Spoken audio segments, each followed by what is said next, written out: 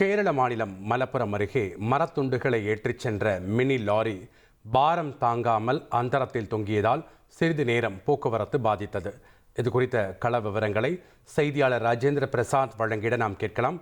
வணக்கம் ராஜேந்திர பிரசாத், அங்க இருக்கக்கூடிய கள விவரங்களை பதிவு பண்ணுங்க.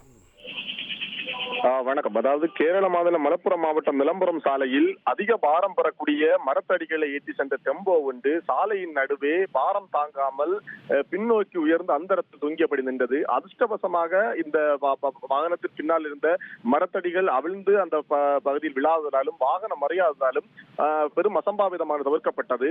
தொடர்ச்சியாக அந்த வாகனம் அந்த பகுதியில் அந்தரத்தில் தொங்கியபடி நின்றதால் பெரும் கடுமையான வாகன போக்குவரத்து நெருக்கடி ஏற்பட்டது. இதனையடுத்து தகவல் அறிந்து வந்த போலீசார் அந்த வாகனத்தை மற்றொரு வாகனம் மூலம் கட்டி இழுத்து அப்புறப்படுத்தி போக்குவரத்தை சரி செய்தனர். இதன் காரணமாக அந்த பகுதியில் பெரும் பரபரப்பு ஏற்பட்டது.